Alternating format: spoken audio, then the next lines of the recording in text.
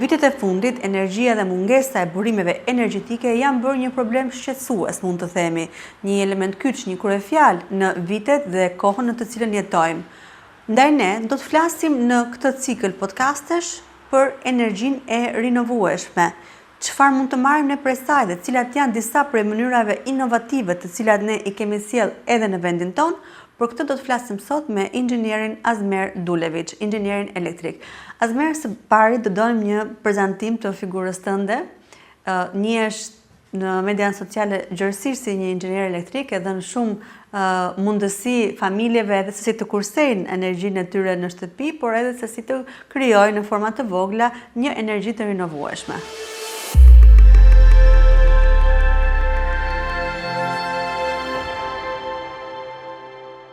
Munduar që të vedet të gjithë qytetarët në formën më të thjeshtë mundshme,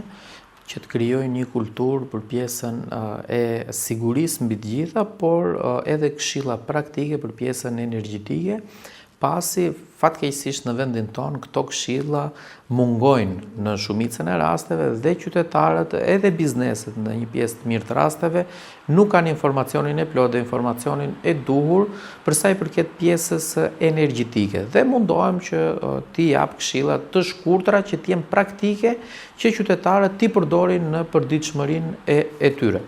Me çfarë jeni marrë ju konkretisht në fushën e energjisë? Unë jam marrë nga të gjitha për hir të vërtetës, por pikë pari e kam nisur me pjesën e zbatimit, sepse pjesa energjetike është ndarë me sektor, ka sektorin e projektimit, pra që bëhet pjesa e projekteve, ka pjesën e supervizimit, ka dhe pjesën e zbatimit. Dhe unë jam fokusuar tek pjesa e zbatimit, pra duke filluar nga instalimet bazike të impianteve elektrike, qoftë impiantet industriale, dhe së fundmi merrem me pjesën e programimit të smart home-it ose KNX-it që njihet për pjesën e vilave dhe pjesën e hoteleve, por le të themi nuk I ndahem edhe pjesës akademike dhe pjesës mësimdhënies tek të rinjtë në vendin tonë. Pse keni zgjedhur të flisni ju publikisht për energjinë dhe mjedisin dhe çfarë ju motivon për t'i bërë këto të dyja? Është profesioni im, mbi të gjitha, është puna që unë dua dhe puna e vetme që unë di të bëj më së miri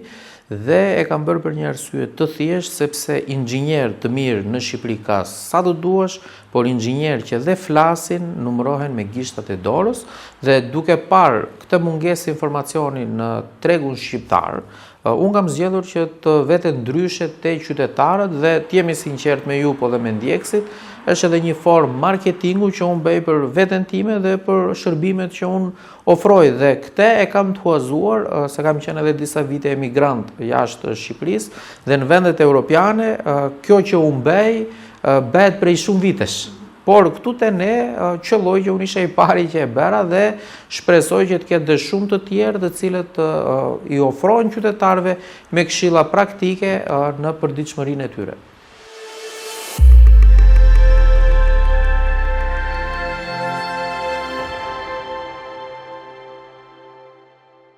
Unë pikë pari duhet I them qytetarëve se vendi jonë është I bekuar, le themi, nga kushtet atmosferike dhe nga Zoti për diversitetin e energjisë elektrike që ne jemi në gjendje ta prodhojmë. Ne jemi nga vendet e pakta në Europë që e prodhojmë pothuajse 98%, 100% aktualisht energjinë elektrike, le të themi bio, pra kryesisht nga hidrocentralet dhe nga fotovoltaiket, pa e ndotur pjesën e mjedisit. Sepse në Europë pjesa më e madhe e energjisë elektrike prodhohet nga termocentralet, të cilat si lëndë parë kanë gazin dhe hidrokarburet, të cilat duam apo nuk duam prodhojnë energji, por shkaktojnë edhe një ndotje tek pjesa e mjedisit. Kurse ne e prodhojmë energjinë, le të themi, pa pasur këto probleme dhe kemi edhe shumë ditë me diell, duhet ta themi edhe këtë, dhe për këtë arsye vendi jonë është ideal për pjesën e impianteve fotovoltaike, pasi prodhohet energjia nga dielli dhe le të themi nuk ka ndotje, prandaj është energji e pastër që mund ta keni dëgjuar shpesh herë, le të themi, në emisione të ndryshme, por edhe në rrjetet sociale. Ju vetë përmendet termin 98% gati 100% energji e rinovueshme dhe që është një bekim për vendin tonë. Pse ka kaq shumë konfuzion rreth kësaj idesë? Shqipëria 100% energji e rinovueshme. Normalisht ka një konfuzion sepse në vendin tonë ne kemi edhe tece për hir të vërtetës, por nuk janë funksionale aktualisht. Pra kemi tecin e Vlorës, i cili nuk është në punë dhe duke qenë se ai nuk është në punë, nuk prodhon energji elektrike dhe duke qenë se nuk prodhon energji elektrike, kjo përqindja e energjisë së pastër është shumë e lartë. Dhe kjo për mendimin tim kështu duhet të jetë dhe kështu duhet të vazhdojë. Por kjo sasi energjie, pra përqindja që prodhohet e pastër është shumë e lartë, por në shpërndarjen ose në atë tortën e madhe të mbulimit me energji elektrike të furnizimit vendit, nuk na mbulon akoma 100% të nevojave vjetore që kemi ne për energji. Pra, kjo 98% ose 100% që prodhohet bio, mbulon rreth 70-75% të nevojës për energji elektrike dhe pjesa tjetër blihet, le të themi, në bursë me transaksionet, le të themi, që bën korporatat elektroenergjitike shqiptare. Pra, akoma ne nuk e plotësojmë 100% nevojën vjetore për energji elektrike dhe këtu lind nevoja për shtimin e aseteve të tjera gjeneruse të prodhimit të energjisë në mënyrë që ne të mos varemi nga çmimet e bursës që shpesh herë janë të luhatshme si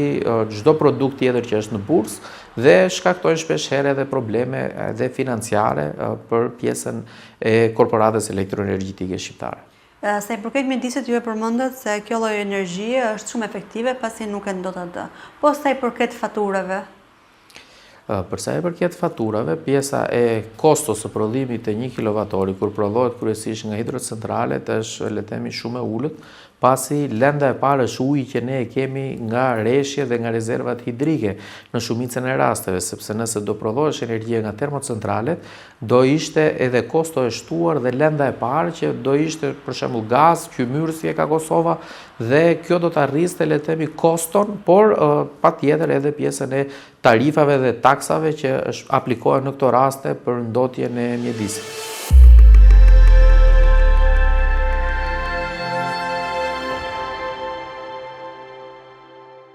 Ardhmja e vendit për sa i përket pjesës energjitike në tërësi mbetet pozitive, pasi duke qenë se ne kemi reshje, kemi rezervë hidrike, kemi ditë me diell, madje do kemi së shpejti edhe një park eolik në vendin tonë, pra pjesa e furnizimit me energji elektrike në këndvështrimin tim nuk do jetë problem. Sa do jetë pastaj në gjendje, le të themi, shteti jonë ta shesi me çmime optimale, pastaj kjo mbetet për tu parë, por ajo që qytetarët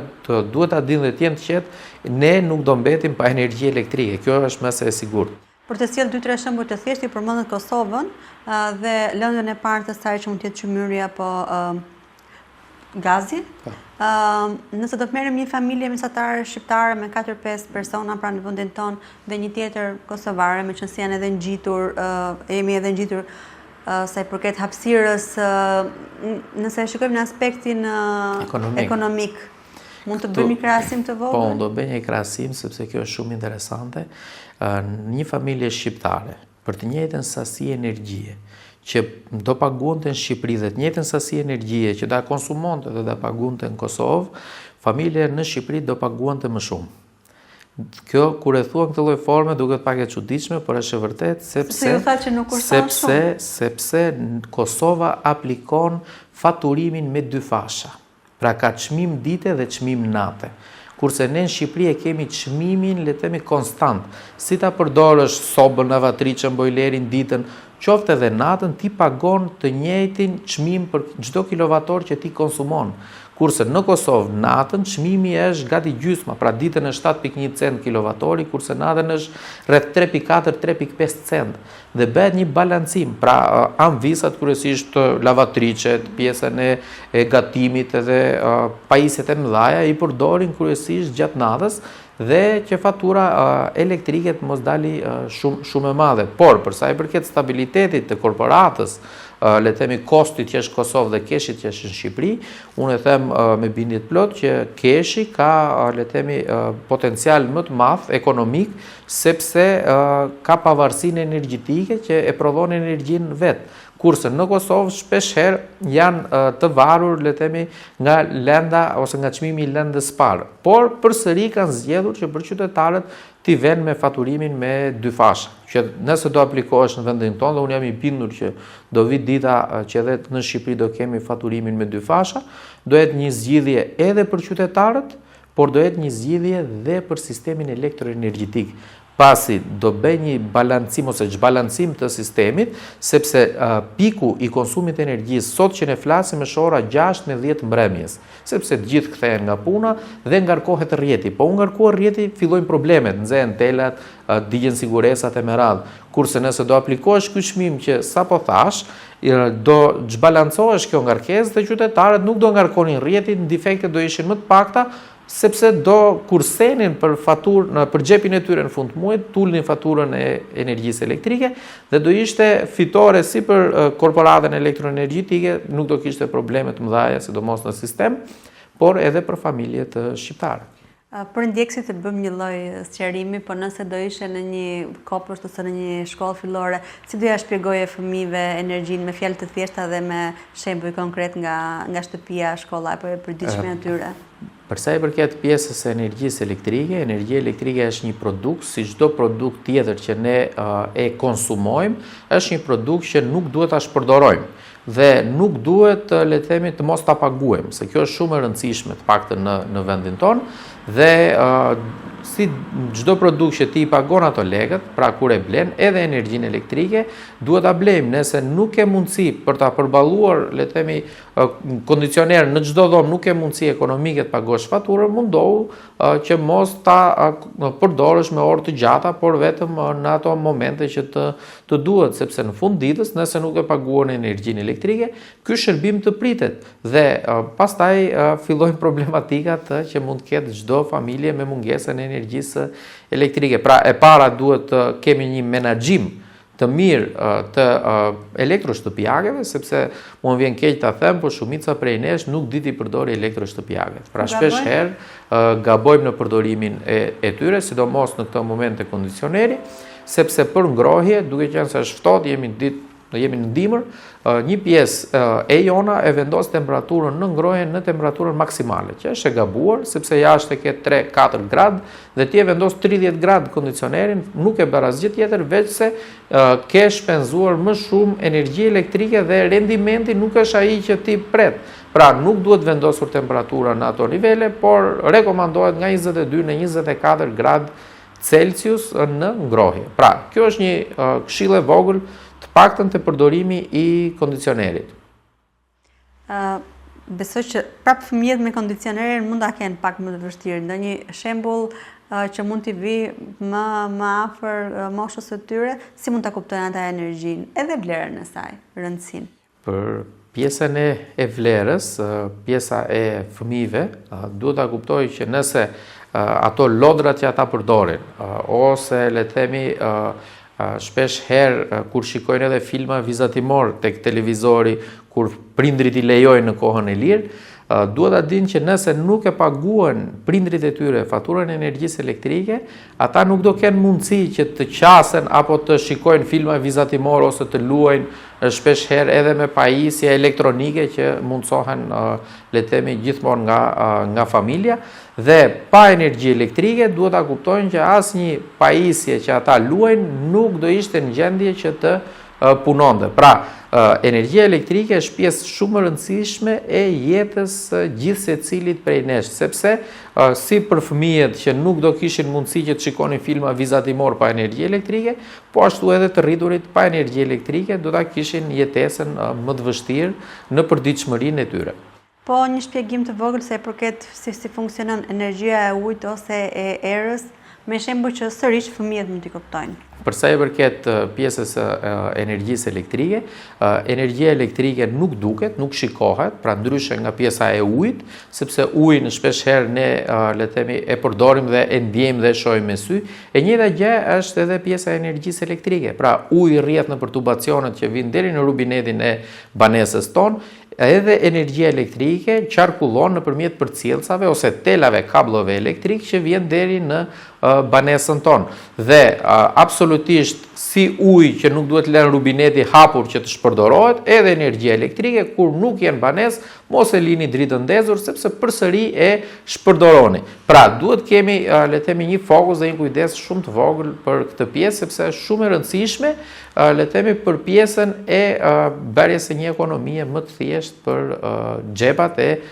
familjeve tona. Përveç lënies së dritës fikur ose ndezur, çfarë tjetër mund të bëjnë fëmijët për të ndihmuar mjedisin? Normalisht për pjesën e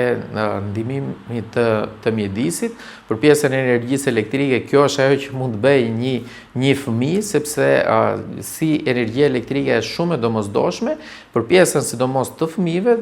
le të themi ka dhe rrezik, pra nuk mundet dot fëmijët për shembull, ose nuk rekomandohet në përdorimin e elektroshtëpiakeve, por fëmijët duhet të kuptojnë një gjë që çdo gjë që e ndot mjedisin, le të themi është e dëmshme dhe është e gabuar. Pra, fëmijët duhet si kursen energjinë elektrike mos lënë dritat ndezur ose televizorin ndezur, pasi shikojnë filmat vizatimor, duhet paktën edhe ato pjesën e mbetjeve ose mbeturinave që mund të kenë nga konsumimi i çokoladave ose biskotave, t'i hedhin te koshi i plerave, sepse në këtë lloj forme ndihmojnë në mbarvajtje dhe për të mbajtur një ambient më të pastër për të gjithë ne.